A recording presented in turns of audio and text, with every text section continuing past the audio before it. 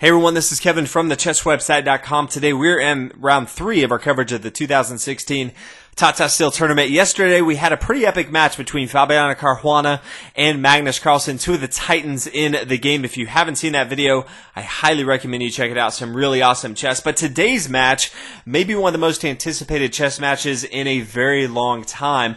White's going to be played by none other than 16-year-old Chinese Grandmaster Yi Wei. Now, if you're not too familiar with Yi Wei, when he was 13, he was the 4th youngest Grandmaster ever. Two of the players younger than him to become Grandmaster are in this tournament. One is Sergei Karyakin, the other is Magnus Carlsen, his opponent today. And Magnus Carlsen, as Yi Wei has said, is his favorite player. So he gets to play the world champion, his favorite player. And many players are saying that Yi Wei has the potential to surpass Magnus Carlsen in the game. Now, a little bit on Yi Wei. The Tata Steel Tournament every year has 2 different divisions. You have the Masters group, which is what we're covering right now. You have 14 of some of the top players in the world. But you also have a Challenger group. These are players that are extremely talented, but they're not quite at that master level. The winner of that Challenger group every year gets to play in the Masters event next year. So Yi Wei won the Challenger group last year. That's why he gets to play in the Masters group this year. But he has just been dominating the field. In March of 2015, he became the youngest player ever to have a rating of 2,700. And in May of last year, he also became the youngest Chinese chess champion ever. So he is dominating the field. Every chess tournament he plays, he is impressing everyone. And Magnus Carlsen's been asked about Yi Wei for a few years now, saying, you know, this kid, he's kind of doing everything you did along the same timeline, just a few months older than Magnus Carlsen when he became a Grandmaster. And Magnus Carlsen, all he wants to do is he wants to be the champion. He said that he wants to be a champion for a very long time, and he recognizes that this kid is kind of the future of chess, and he needs to make sure that he establishes himself to this kid playing here, that he's kind of the best. So that's kind of the dynamic that you have going on in this game. So without further ado, we're going to get into one of the most anticipated chess matches of the year. So we'll go ahead and get into the game. Yi Wei starts out with pawn to e4. Always like a player that wants to be pretty aggressive against the world champion. Magnus Carlsen plays pawn e5, knight f3, knight c6, bishop here to b5, getting into the Ruy Lopez line. Pawn here to a6, kicking the bishop back. Knight here to f6, castle on the king side. Bishop here to e7, a rook over here to e1, and then pawn here to b5. Pretty interesting because Magnus Carlsen usually plays the Berlin defense. For the past 2 years, I think that's kind of been his main go-to for Black's defense here. But decides to go for something a little bit different. Castle on the king side here. And White has a few options as far as how he wants to continue. This is getting into the Marshall attack. It's a very sharp line from Black, gambiting one of its pawns to have a very strong attack. A lot of players, even Garry Kasparov, one of the greatest chess players of all time, for White, usually tries to play the anti-Marshall attack lines because the theory is just so deep. You can get into a lot of trouble as White. And so the anti-decline lines are usually something, pawn here to a4, try to break things up, knight here to c3. Those are some of the most popular. The just going down the Marshall attack lines would be pawn here to c3. So in this particular moment, we have Yi Wei kind of has a decision to make. Do we want to kind of make it a little bit easier on ourselves and play the anti-Marshall attack, or do we just want to go all in and let Magnus Carlsen play one of the sharpest lines as Black and just see how we fare against the world champion? This 16-year-old decided to go with that, and he plays pawn here to c3, and so Magnus Carlsen plays pawn here to d5. The Marshall attack, very, very strong, sharp line from Magnus Carlsen. It's really just all theory from here. This has been analyzed for many, many, many years, and it's really tough to see how, even though White's up upon a material, how he really gains a strong advantage here. Black just has a huge attack that he can start to employ. So we do see an exchange on board, pawn here to d5, knight takes here on e5. After the exchange, rook up here to e5, and then pawn here to c6. Now, back in the day, it was kind of thought to play knight to f6. This was later improved to play pawn here to c6, keeping the knight in the center of the board. And now pawn here to d3. And White has 2 different options. You could play pawn here to d3, or you could also just play pawn here to d4. Both are completely okay. Decides to go ahead and play pawn here to d3, opening up the board for his dark dark square bishop to get involved. Right now, this pawn on c3 is not doing too much. It's just kind of blocking the knight, getting ready to get involved into the game. If we look on both sides of the board, Magnus Carlsen wants to throw everything at the king side of white. Yi Wei no longer has any protection over here on the king side, so that's where a lot of the attack happens for Magnus Carlsen. On the opposite side, white really has to do two things. One, he needs to protect himself on the king side. He can't get overwhelmed. But then later he wants to start to open up on the queen side. Black's a little bit more extended with his pawns right here. So maybe kind of get behind enemy lines, start to chip away on some of these weaknesses here, and just see what white can do in this game. We see a bishop here to d6, centralizing that bishop. Rook down here to e1. Bishop here to f5. So Magnus Carlsen doing a really good job of getting his pieces involved into the action. Both of his bishops in the center of the board. Queen over here to f3. As we kind of talked about, white needs to make sure he protects the queen or the king side of the board. Now queen over here to h4. Starting the attack here. We have the bishop right here on d6. Protecting this pawn here on h2. So a few different options on how white can continue. He could play pawn here to g3, kind of stopping this attack. Or he could just say, you know what, I'm going to go ahead and take here on f5. This is probably a little bit easy for me to deal with after the queen takes here on h2. King over here to f1. Queen down here to h1 check. The king moves, get the rook involved into the game. Bishop up here, e3 stopping that. We could see the knight take here after the queen's captured. The queen's captured. And this is going to be fine for white. We start to see some material come off the board. Both sides are now even in material. This is kind of the easy way out for Yi Wei, and there's a lot of these in the game that he has the opportunity to take. And he says, you know what, I don't want to trade off my pieces. I feel pretty confident even against the world champion. So instead, I'm just going to stop the attack, play pawn here to g3. I'm going to hold on to my material, and I'm going to keep my kings tucked in nicely here on g1. So the queen comes down here to h3, and then we see bishop here to e3. Needs to get this dark square bishop involved into the game. Now the knight can get involved into the game, but nice central square for this bishop here on e3. Magnus Carlsen decides to go ahead and take here on d3, and white again has a couple options. He could go ahead and take with his bishop here on d5. After the pawn takes, the queen could come up here, capture on d5, attacking both bishops right here. We can see the rook swing over here. This is going to be completely fine if he wants to play this. Instead, he decides to go a different route, and he plays after bishop to d3. He just says, hey, knight to d2. I'm going to give up that pawn material. We'll go even on material-wise. I'm just going to continue developing my pieces. I like my board state, and I just want to see what Magnus Carlsen can throw at me. So Magnus Carlsen continues with queen up here to f5, now bishop to d4, just getting a little bit better position for this bishop right here. And then we see the rook over here to e8, trying to gain control of this long file right here. And then king up here to g2, wants to make sure that there's no shenanigans back here on the back rank. Also wants to make sure he protects this queen. Doesn't have to have his knight here on d2 protecting it as well. So doing as much as he can to stay protected, but also controlling his powerful pieces. Magnus Carlsen now decides to go ahead and take with his queen here on f3. The king captures. Rook down here to e6, getting ready to bring his other rook over here to e8, kind of that double barrel. We see the rook over here to c1, just getting a little bit more involved into the game, especially if he wants to start pushing up with his pawn. He does have his knight protecting that square as well, and his bishop here on b3. Pawn here to h6. King back here to g2, just getting a little more king safety. He just want to protect the square right here from the queen, but after that he doesn't want to have to worry about anything with the bishops getting involved, the rooks getting involved, anything like that. As soon as the king comes back, Magnus Carlsen quickly played a rook over here to g6, starting to attack, put a lot of pressure on this g3 square. Knight to e4, just centralizing that knight, and then the knight comes over here to f4.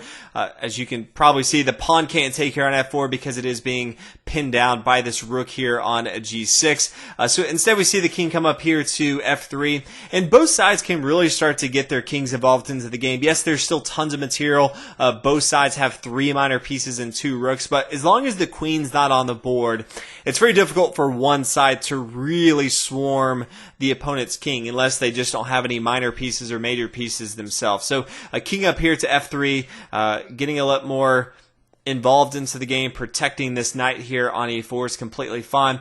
Bishop takes here. The rook takes up here, and now the king's protecting it as well. Knight down here to d3, attacking both this pawn here on b2 and this rook here on c1. Rook over here to d1, and now knight taking here on b2.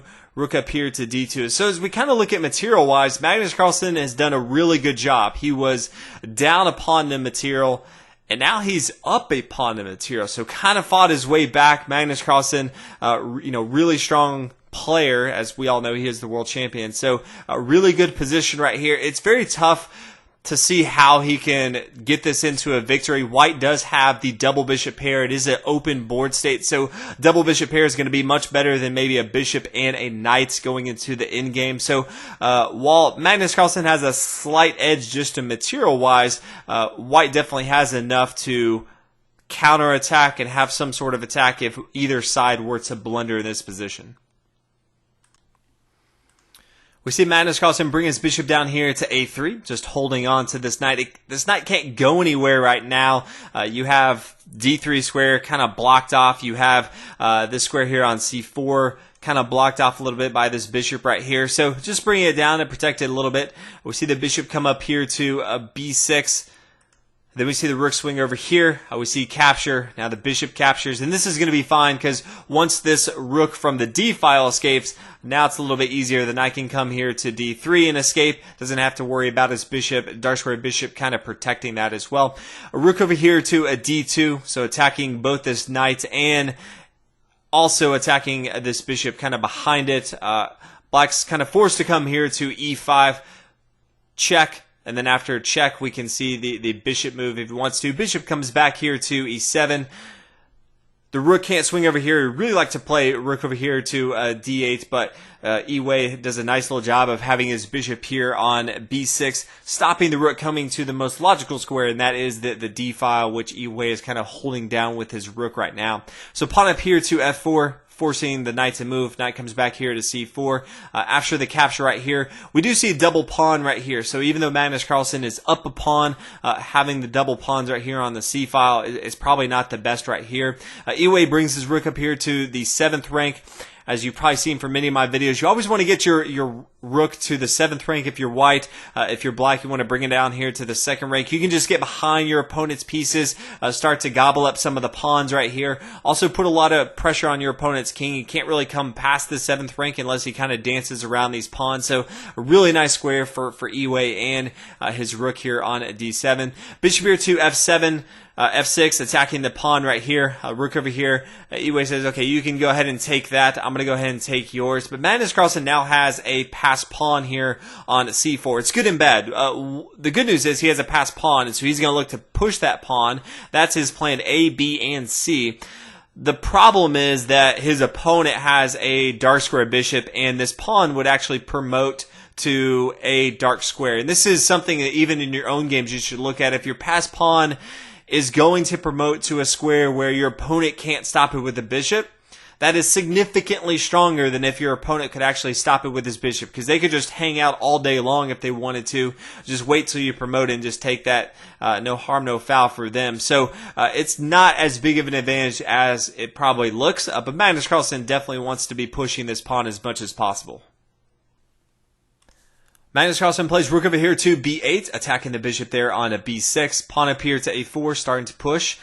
Bishop over here to b2. Bishop here to a5. Pretty interesting. Decides to go ahead and give up his pawn here on c3. After the bishop takes, the bishop recaptures, and then the rook takes here. So both sides are equal in material going into the rook endgame. Completely even right now. No side is up at all. Definitely kind of looks like a drawish game, but really just decide if anyone's going to make a mistake or how this kind of goes from here. So rook down here to b4, attacking the pawn. Pawn comes up here to a5, and that's fine. Rook here to b5, and then swinging the rook over here to a3, protecting that. And then you just kind of see a little bit of dancing. Rook down here to b2, just forcing the king to move. Pawn here to f5, kind of improving position. Rook over here to c3, and I thought this was somewhat interesting. there's just nowhere for this rook to really go. But he plays, rook here to c3, a rook here to b5, rook back here to a3, holding on to that pawn. Then we start to see some action on the king side. Magnus Carlsen sees kind of a weakness that he can start to attack on the king side, so he starts to push forward. Pawn here to g5, after the take right here, king back here to g2. Now, Magnus Carlsen finally gets his king involved into the game. Pawn here to h4 and pawn to g4. And this is somewhat interesting for Magnus Carlsen because now White has a passed pawn, a protected passed pawn that he can start to push forward, and this is now a threat that Yi Wei has. And it would take a lot to actually push this all the way up the board, but it definitely still represents a threat on board that he has. Now we see rook over here to c4, which is interesting that he decides to go ahead and give up this pawn on a5. I probably would have played rook here to a4. Makes a lot of sense. Just keep it on board. He could have always played king here to f2 if he wanted to. That looks fine to me as well. But decides to go and play rook here to c3. Now the rook takes here on a5. Rook up here to c6. Rook down here, forcing the king to move. Now pawn here to a5. And then rook over here to a6. But this is kind of where Yi Wei wants to have his rook for the rest of the game if he can. It forces this pawn right here. It can't really do anything. As soon as this rook were to move, he could just take this pawn. Doesn't really matter where it is on the A rank. This king right here can never come back to 6th ranks. It's completely blocked off by this rook. And if he wants to, he can even start to push forward with this pawn here on the H file. So Yi Wei, although he's down in material, he really likes his position, not necessarily for the win, but he recognizes that Magnus Carlsen really can't do anything in this position. From here, Magnus Carlsen says, hey, okay, I have a passed pawn. There's nothing else I can really do here, so I'm going to go ahead and push that pawn. King here to h1, king here to f7. King kind of moves around a little bit. We do see some twofold repetition. Then all of a sudden we see the king move here to e7. Doesn't want to have the threefold repetition yet. King here to h1. A3, and then king here to G1. And in this particular case, Magnus Carlsen decides, okay, I'm going to go ahead and extend my hand for the draw. There's just no way, even though he's up a pawn in material, there's no way he can actually win this game. Yi Wei's just going to keep his king over here. He's not even going to worry about his pawn pushing forward. And as we said before, as soon as this rook moves, this pawn's going to fall. His king can get involved. Nothing good is really going to come from this. Just a lot of time wasted if they continue to move on. So both players shake hands, a drawn game. Really exciting, though. We don't see a lot of Yi Wei. I haven't covered a lot of his matches before. So to see this 16-year-old kid play against Magnus Carlsen, his hero, who he said is the best chess player in the world, he played extremely well. He didn't shy away from one of the sharpest lines in the Ruy Lopez, the Marshall attack. There was a few opportunities where he could have easily taken the easy way and gone for a quick draw, but he said, I'm going to take the more aggressive route. I'm going to keep on to my material, and I think I actually have the possibility to win. Now, in the end, Magnus Carlsen, I think, did enough to kind of go up in material. Unfortunately, wasn't able to win the game for his sake, but both sides played extremely well. I think Magnus Carlsen recognized that, hey, this 16-year-old kid is legit, but this match been highly anticipated. I really enjoyed covering it. Excited to see more from Yi Wei, both in this tournament and then later on. I think he's going to be doing great things. So hopefully you guys enjoyed this tournament. Hopefully you enjoyed this match. Definitely one of the more exciting ones so far, even if it was a draw. But I'll see you guys in the next round. Thanks for watching.